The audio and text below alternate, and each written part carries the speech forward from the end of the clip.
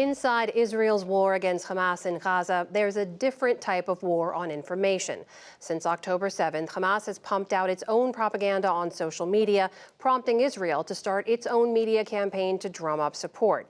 But those efforts have also resulted in a social media crackdown with deep consequences for Palestinians living inside Israel and the occupied territories, which some claim goes beyond credible threats. So far, more than 2,000 Palestinians and Arab citizens of Israel have been arrested since the war began, and hundreds of them for social media posts. Layla Milana Allen has some of their stories. It wasn't the first time 17-year-old Omran Oke had been chased by Jerusalem police.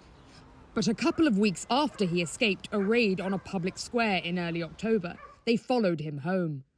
Having forced their way into his house, Omran says police beat him in his bedroom and then in the police car after arresting him. The policeman told me to clean my blood from the car. I want to help you clean the wound, he said. But then he sprayed pepper gas on the handkerchief and wiped my face with it. When Omran's mother Rola tried to intervene, she was arrested too. I asked them, why were they hitting my son? And they assaulted me and pushed me over. They injured my hand and handcuffed it and tied my legs too. And then they took me to the car, and when we got to the police station, the policeman gave me water out of the toilet and told me to drink it. What is this hatred? Omran's crime is still unclear. He says police accused him of being in WhatsApp groups criticizing Israel's war in Gaza and supporting Hamas. My phone has news groups, and most of the people participate in them. And the policeman told me because of this that I am communicating with Hamas. I told them I didn't do anything. Why are you attacking me? They said, it's enough that you are an Arab. A police spokesperson told the NewsHour Omran had aroused suspicion, with no detail as to why, and said officers used force because Rola assaulted them as they detained her son. After a period under house arrest, Omran's deep bruises have healed.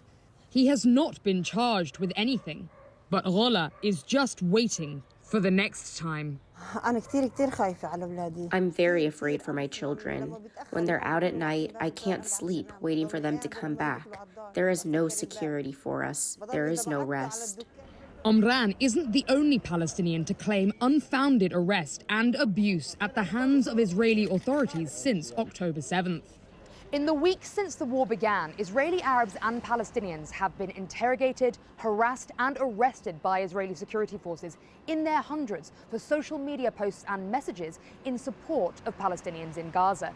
The crackdown raises questions not only over whether it's a proportionate response, but the future of free speech in this country. I am cooking.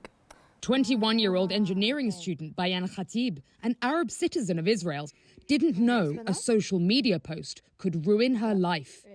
On the morning of October 8th, she posted a short reel of her breakfast shakshuka, a tomato and egg dish, with the caption, "Soon we will eat victory shakshuka," and a Palestinian flag. Hours later, her life began to unravel. Her fellow Israeli students refused to sit in class with her. Then she was summoned by the university and dismissed. When the war happened, everything changed. They are now pursuing all Arab students and photographing their posts on social media for anything they consider incitement. We do not want to learn with you, and we will not accept that you return to the university and that we will kill you, and many threats. Next, she lost both her jobs. Then the police came. Bayan was held for 3 days. They sent me to 3 prisons. They are so full that there is no empty space. The cell can accommodate 4 people. There were 9 people in it, and we slept on the floor. I had my hijab, but the other girls, they seized them from their bedrooms and did not allow them to put veils on their heads. Then they put garbage bags on their heads. Can you imagine? Bayan says her experience shows Israel's claim that Arab citizens of Israel are equal is a lie. We cannot speak or move. We cannot say stop the war. We cannot express opinions. And we cannot live freely. Mohammed Dahle is an East Jerusalem lawyer working on dozens of cases like these. While existing Israeli laws allowed arrest for incitement to violence or materially aiding terrorist organizations, Dahle says the new measures since October 7th go much further. Anybody who is posting anything that can be construed or can be looked at as inciting to terror or as understanding the incentives for this attack or somehow trying to put it into context is seen by the Israeli police as a criminal offense. The Israeli authorities' new crackdown on civil liberties has been so widespread that even Dahle is afraid to say too much. He fears imprisoning people for their words rather than their actions is a slippery slope that Israel, once championed by some as a bastion of free speech in the Middle East, may not be able to climb back from. And Israeli authorities are trying to quash the dissemination of dissent as well as the source. A recent Human Rights Watch investigation found Israel's cyber unit sent 9,500 content removal requests to Meta, which runs Facebook and Instagram and other social platforms, since October 7th. I think it is going to be counterproductive. I mean, when you suffocate people and when you don't let them even speak, when you don't let them have this freedom of speech and being able to express their views, eventually those people will rebel somehow in a different way. They might not post, but then you are pushing those people into a corner, actually a risky corner. Ahad Tamimi has been one of those rebelling since childhood. At just 11 years old, she became well known for confronting an Israeli soldier trying to arrest her brother in their West Bank village of Nabi Saleh. The decade since has been spent in and out of prison.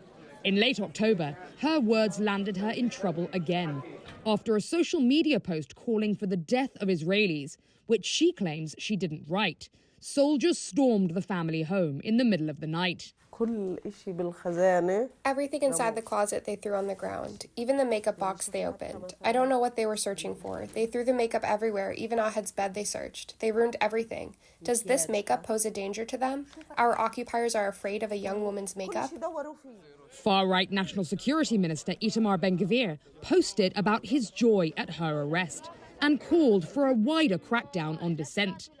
Nariman believes they are scapegoats for Israel's anger. The soldiers were bad. They hit Ahad against the wall and on the sofa. They were acting crazy because of what happened on October 7, and Israel's failure to protect its borders made them very angry, and they behaved brutally and unconsciously. Nariman has spent decades watching her outspoken children go in and out of jail.